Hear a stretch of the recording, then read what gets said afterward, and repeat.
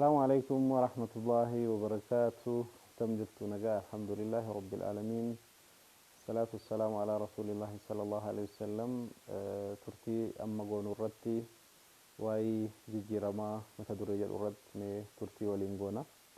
Akkuma beekamu jijjiiramni ilma namaa keessattis makhluuqa hunda keessattis waan argamu jechuudha. Kan hin jijjiiramne garuu hunda kan jijjiiraa turu Rabbi subhanahu wa ta'ala qofa. Ilmi namaa gara haadha isaa keessatti guyyaanni awwala khalqame irraa kaasee hamma dhumaatti inuma jijjiirama. Hatta eega du'ellee reeffisaa qaamnisaa jijjiirama ittuma fufa jechuudha. Jijjiirama akka nama tokkootti akka muslima tokkootti jijjiirama fiduudhaaf tattaaffachuun ofirratti, hawaasarratti, maatirratti, biyyarratti waan barbaachisaadha. Waan akkaan itti yaadamee hojjetamuu qabu keessaa tokko. Jijjiirama ala jennugaa gara gaariitti jijjiiramuu malee gara gadheetti gara hin taanetti jijjiiramuu dubbataa hin jiru. Ilmi namaa jaallates jibbees hundumtuu hin jijjiirama. Jijjiiramuu isaa akka inni jijjiiramaa jiru kan hin hubanne haa ta'u malee gara wayitti jijjiiramuun waan oolu miti. Akka nama tokkootti Rabbiin subhanahu wa ta'ala maaliif addunyaa kanarratti nu uume jennee nama kaayyoo qabu taanee kaayyoo keenya hubannee ala jiraannu, kaayyoo sana galmaan geenye fedhii Rabbii guunnee jannata Rabbii argachuudhaaf tattaaffii goonuu kana keessatti guyyaa guyyaadhaa jijjiiramaa ta'uun, guyyaa guyyaadhaa sadarkaa ol aanaatti of jijjiiraa argamuun barbaachisaadha. Maaliif Rabbiin هو الذي خلق الموت والحياة ليبلوكم أيكم أحسن أملا. أكما ننون جدت ربي جتون إسا دؤس جرينيس كان أومي ماليف كان قولي ليبلوكم اسم قرماتو الأف مالسا أيكم أحسن أملا. اسم كيسا أينيوتو وجي الرج على وجهات وجي بردامتي أحسن جد الرج على كم بريدا وجهته. هر بريدا جنّي ونن وجهتا جرو بور الرج على كم برادو في درسي أرقم نمتو كليسا كوجن الرد هر الرج على وجنّي أرقمو الأف تتافي قونو كيست أو في كينيا قويا لان هر كان جرورا بور الرج على ثاني أرقمو قبل. أكما رسول ربي صلى الله عليه وسلم حديثا جدانتي من استوى يوماه فهو مغبون أكا جدانت نمي قويا لمنسا والكتا جلاتئ والرخساري كيساي أكا جدامتي كليس كينيا هر كينيا تعالي أرقمو كينيا هر كينيا مو بور كينيا مو هر رجالي أرقمو لا قويا لان جيجيراما هوجيدان يادان سوچيدان وانقون هندرتي قويا لان الرجالات هاني أكا أرقمنو وچون نورا برباتي سيچو. أما نمي تقو يروح الدو يولالتني وقان هاران على دفو barana galinko sadarkaa kana gara sadarkaa kanatti jijjiiruu barbaada. Hiriyoota koo kanarra jara kanatti jijjiiruu barbaada. Namni immoo araada adda addaa keessa jiru araada kanaan barana dhiisa. Mana barumsaa namni baratu sadarkaa kanatti of guddisaa ol guddadha jedhee inuma karoorfata. Akka nama tokkootti mee imaana keenyaaf maal karoorfannee beekna? Imaanni sadarkaa isaa akkana jennee kaa'uun rakkisaa ta'us jennu mee fakkeenyaaf sadarkaa yoo caarra jiraanne akkamitti gara baatti dhufna, yoo baarra jiraanne akkamitti gara aatti dhufna jennee gara kanaanis of jijjiiruudhaaf tattaaffii hammam godhaa jirra. Akka hawaasaattis yoo laalle hawaasni keenya sadarkaa kanarra jira. Sadarkaa kanarra kan jiru hawaasa keenya kana gara barbaannutti akkamitti jijjiirraa jennee waa'ee jijjiiramaa yaaduun nurraa barbaachisa. Amma jijjiiramni akkamitti dhufa?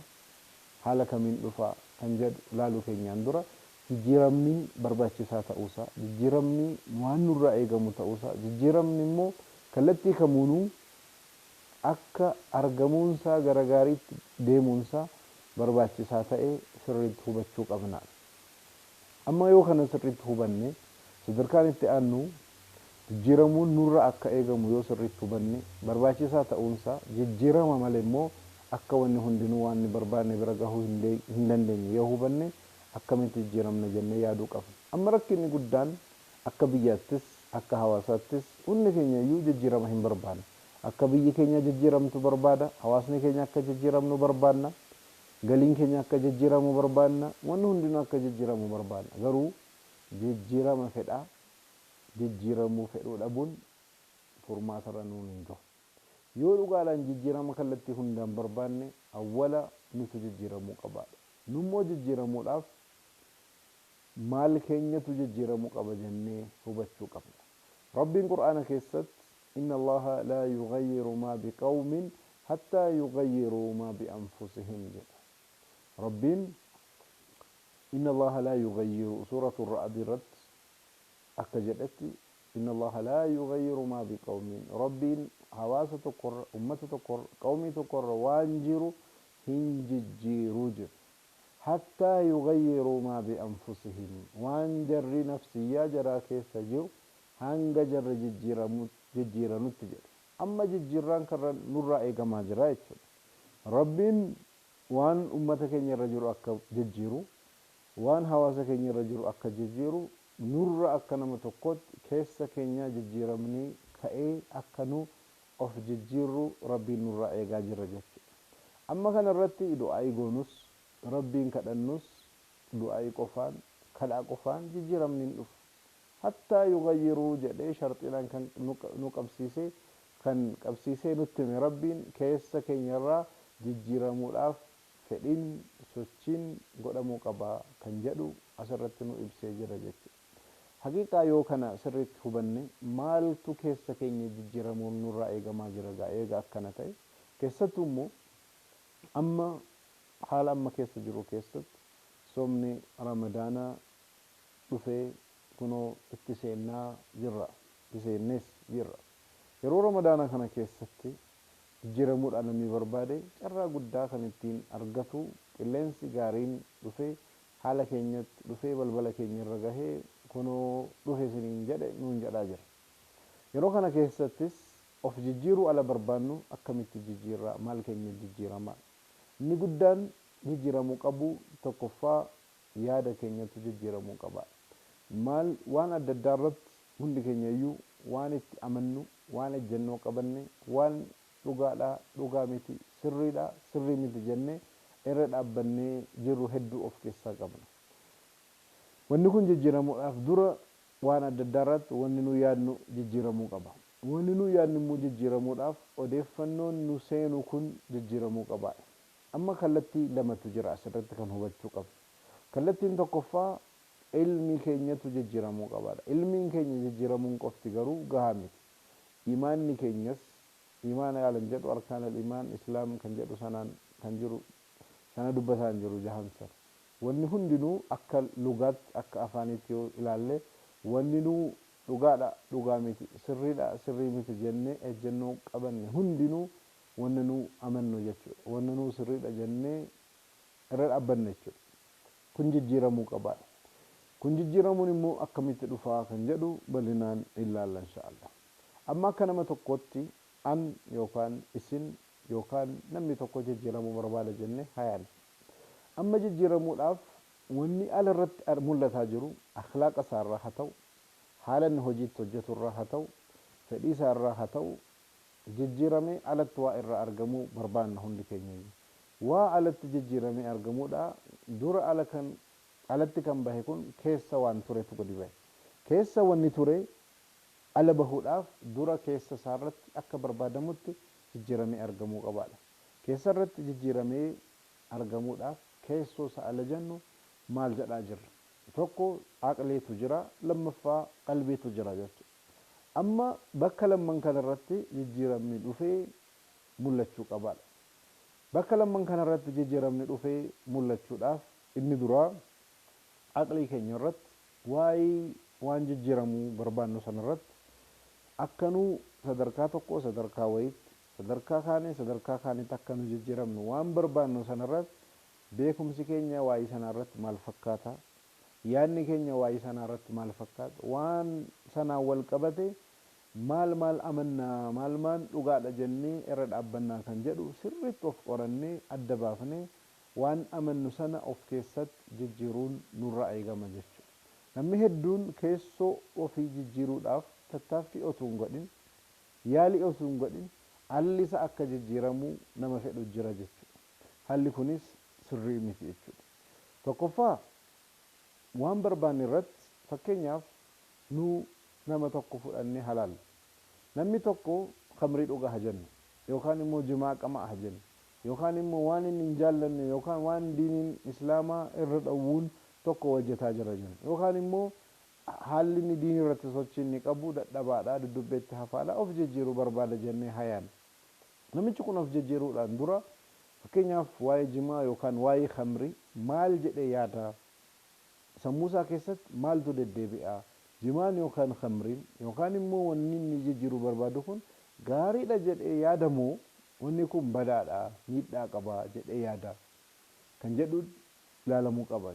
Yaadni isaa jimaan kun yookaan khamriin kun yookaan wanni inni dalagu kun bareedaadha jedhee yoo yaadu ta'e garuu deebisee immoo bareedaadha jedhee ittan bashannanaa ittan gammadaa ittan of bohaarsa jedhee yoo yaadaa jiraate namichi kun yaadni kun jijjiiramu malee qaamni isaa kan ajajamu qalbii isaatiin. Qalbiin isaa immoo waan sammuu isaa irra jiru waliin hojjetaa jira jechuudha. Kana jijjiiruudhaaf sammuu keenya keessatti waan namichi kun khamriis haa ta'u jimaas haa ta'u waan inni isa miidhuuf waan inni hin barbaadne jijjiiruu waan barbaadu kanarratti maal yaadaa jira kan jedhu kun yaadni kun eessa isa keessa seenee jira? Duukaa wanni uumame hin jiru yaadni akka kanaa booda alaatti seene. Alaa maaltu seensise kan jedhu kun laalamuu qaba.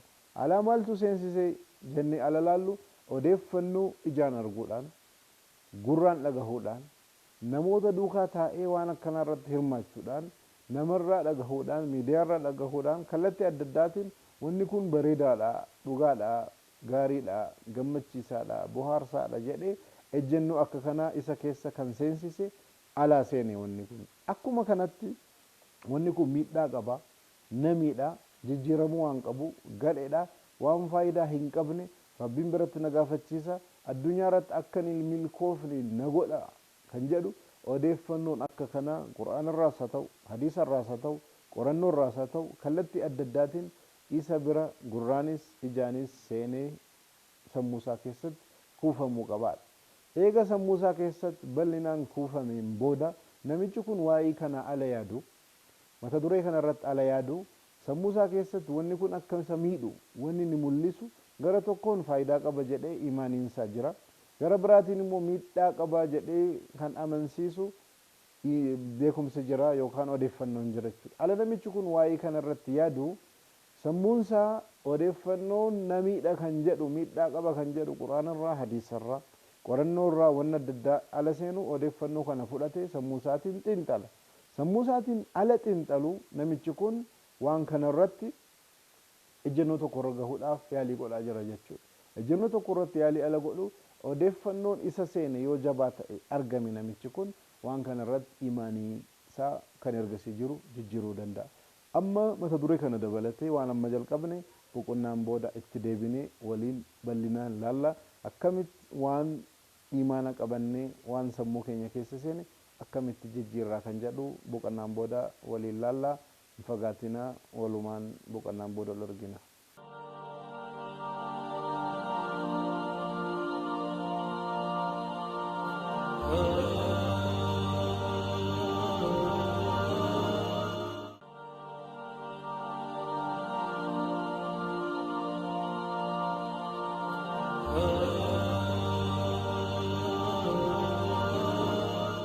Assalamualaikum warahmatullahi boqonnaan booda kunoo walitti deebinee jirra. Akkuma sila ilaalaa turre waan tokko jijjiiruudhaaf odeeffannoon ala sammuu keenya keessa seenuu murteessaadha jennee ilaaleerra. Rabbis Qur'aana keessatti haala adda addaatiin warra jijjiiramuu barbaadu dhageessisinii qaqqabsiisinii itti himii gorsiinii hikma adda addaatiin waamicha godhin ala jedhu kun hundinuu maal jechuudha odeeffannoo sana jaraan gahidha. Namni tokko eega odeeffannoon sun isa gahee sammuusaa keessa seene waa'ee mata duree sanaa waa'ee dubbii sanaa ala namichi sun yaadu odeeffannoo sanatu isa keessa seene waa'ee sanaa yaada. Amma namichi sun ala yaadu sammuusaa keessatti ejjennoo qabaachuun hin oolu. Ejjennoon ergasii qabaate imaana ta'ee isa keessa seenee jira. Wanni kun gaariidha, na bohaarsaa, na bashannansiisaa, na gammachiisaa, kun qaroomina jedhee waan adda addaa waan isa miidhu irratti waan dogoggora ta'e hedduu qabaate. Amma kana sirreessuudhaaf waan inni ergasii irra dhaabbate kun sirrii miti kan jedhu kana akka isa qabsiisu odeeffannoon hedduun seeneera. Odeeffannoon hedduun ala seenee sammuu isaatiin odeeffannoo hedduu kana fuudhee tokko tokkoon odeeffannoo kana xiinxala yaada gaggaragalchaa ilaalaa dhumarratti wanni sammuu isaa keessa jiru wanni inni itti yaadaa jiru alirra dhaabbatu dogoggoraa jedhee murteessa. Wanni inni murteessu sun hundinuu maal jedhama? Imaana yookaan ejjennoo jedhama. Wanni kun sirrii miti jedheen amana, wanni kun sirriidha jedhee tan amana, wanni kun na fayyada jedheen amana, wanni kun hin fayyadu jedheen amana, na bohaarsa jedheen amana, na gargaara jedheen amana, qaroomina jedheen amana, akkana jedheen amana. Hundinuu ejjennoon kun imaana jechuudha. Imaana akka lugaatti akka afaanitti ilaalaa jirra jechuudha. Eega namichi sun ejjennoo sana qabate wanni kun awutomaatikaalii sammuu isaa keessatti wanni qabatame sun gara qalbii dhaqee kuufama jechuudha. Achiin booda qalbii sana keessa waan kaa'ame sanatu namicha kana sochoosa jechuudha. Ilmi namaa haala rabbiin isa uumerraa guyyaa guyyaadhaan waan hunda yaadaa hojjechuu hin danda'u. Waan kaleessa yaade ejjennoo qabate qalbii isaa keessa kaa'ame ittiin waan sana yaada jechuudha. Ittiin hoogganama jechuudha. Qaamni keenya kun namni tokko kan kolfu, namni tokko fuula isaa kan guuru, namni tokko akkaataa itti deemu, namni tokko akkaataa itti hojii adda addaa hojjetu qalbii isaa keessatti kuufamennaan hatta akkamitti qaamni isaa hojii hojjetaa keessoon isaa kan jedhu kun ajajnii sammuurraaf uumamarraan kan isa keessa seenetu qalbii sana keessa taa'ee qaama isaa hoogganaara. Fakkeenyaaf an karaa kamtu fagoodha, karaa kamtu gabaabaadha yookaan kamtu na miidhaa, kamtu na fayyada jedhee waa tokko irratti eegan yaadeen booda karaan gabaabaan bakka kana deemuudhaaf kana jedhee eegan yaadeen booda ejjennoo alan qabadhe guyyaa guyyaadhaan karaa kanatu fagoodha moo gabaabaadha jedhee adaduma an deemuu barbaadeen ammas dhaabbadhee hin yaadu. Al tokko yaadee murteesseera, wanna murteesse sun imaana ta'ee kaa'ameera, qaamni koo sanuma fudhatee deema malee ammas har'as deemuudhaaf alan bahu mana kanatu fagaatamoo sanatu dhiyaata jedhee guyyaa guyyaadhaan hin yaadu. Kun miidhaa qaba moo faayidaa qaba jedhee guyyaa guyyaan hin yaadu. Al tokko waanan ejjennoo qabadhe achi keessa seenee ana jijjiiraa anattiin na hoggana jechuudha. Haala kanaan waan ta'eef imaanii jennee wanni nu qabannee nu keessa seenee kaa'amu sun isatu guyyaa guyyaadhaan nu hoogganaa deema. Hamma jijjiiramu ala barbaadde rabbiin inna allaha laa yughayyiru maa biqawmin hattaa yughayyiru maa bianfusihim.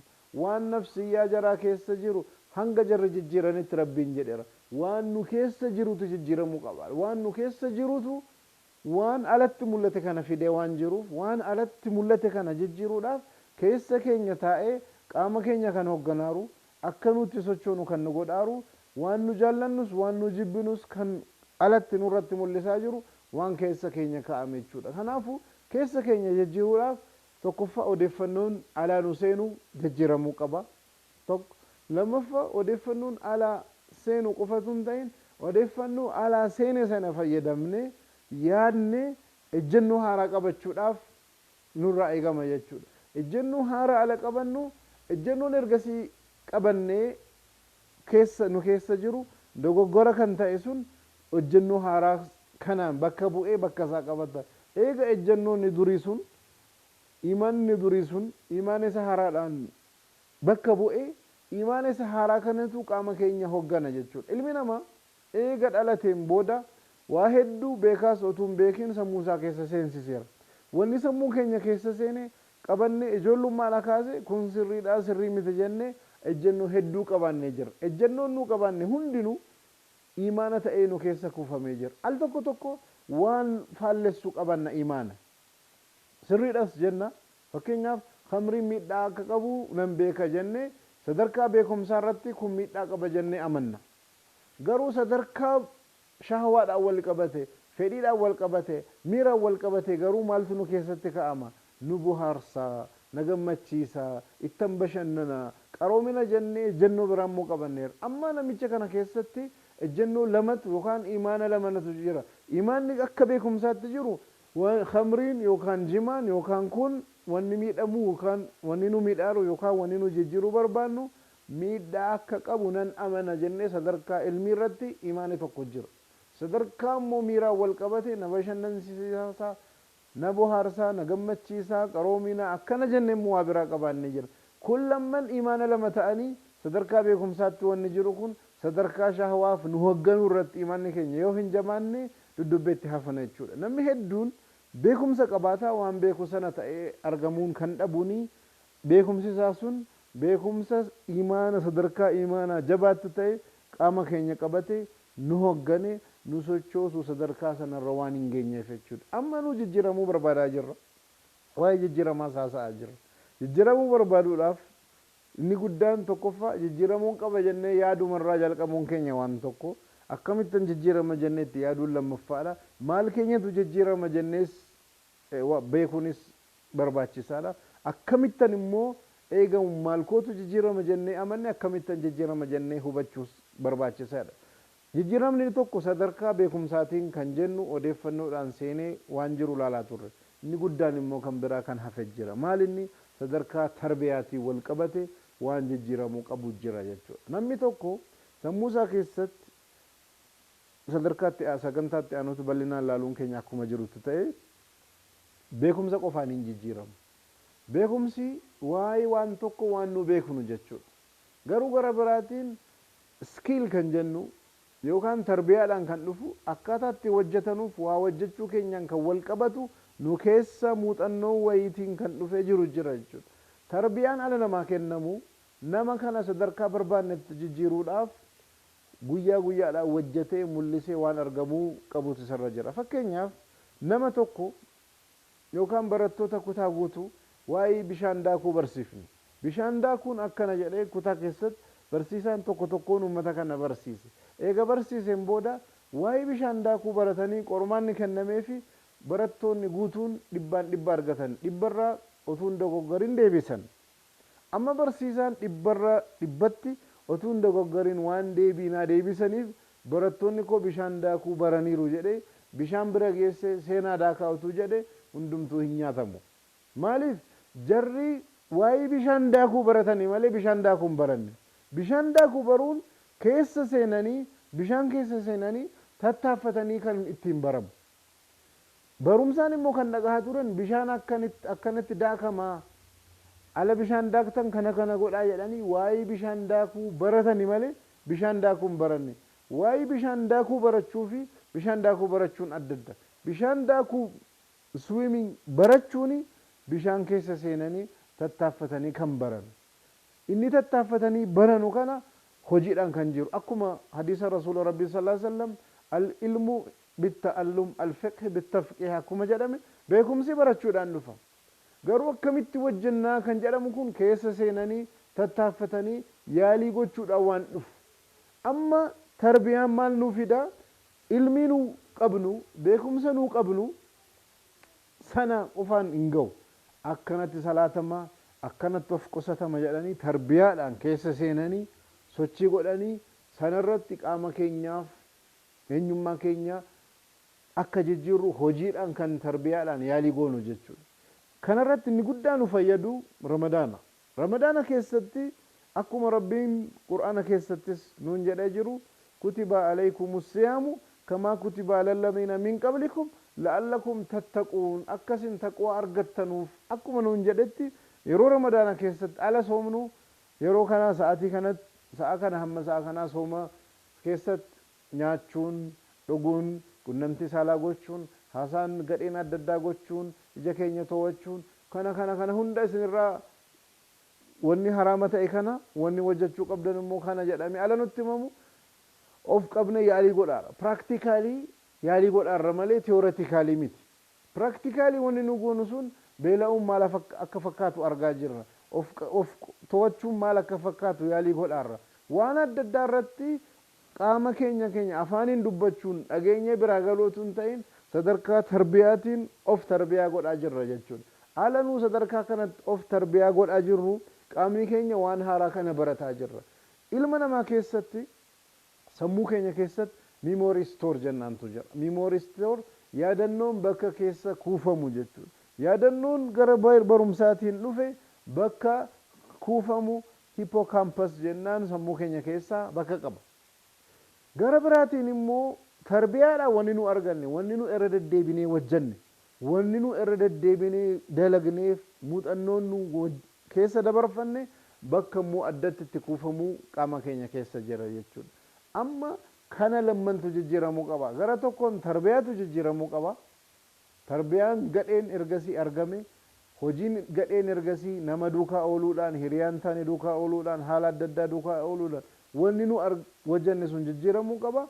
Gara khayriitti beekumsis tarbiyaan sun kan irra dhaabbate beekumsis jijjiiramuu qabaadha. Fakkeenyaaf kanarratti akkuma hadiisa rasuulli rabbii sallallahu alaihi wasallam kaana rajulun min qablikum min bani Israa'il jedhanii hadiisa adda addaatti akkuma dubbataniif ummata kana dura akkanatti ture jedhamaara.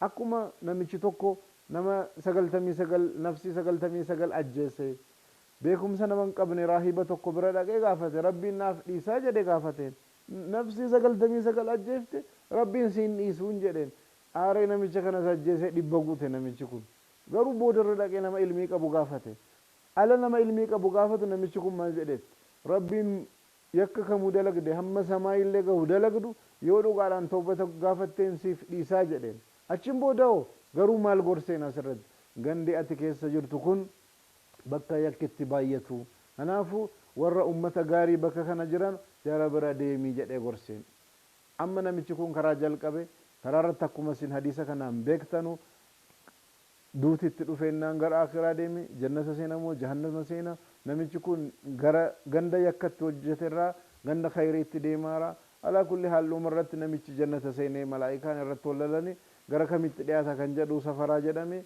laftis walqixa taanaan rabbiin fedhii namichi kun jijjiiramaaf qabaatee gaaffii awwaluma gaafa ni dhufee rabbiin naa dhiisaa jedhee gaafatu toobaa barbaadeera jijjiirama barbaadeera itti aansi immoo gorsa aalimarra argate fudhate karaarra bu'eera karaarratti isaa deemaaru gara jijjiiramaatti gara khayriitti isaa deemaaru duutitti dhufe jechuudha.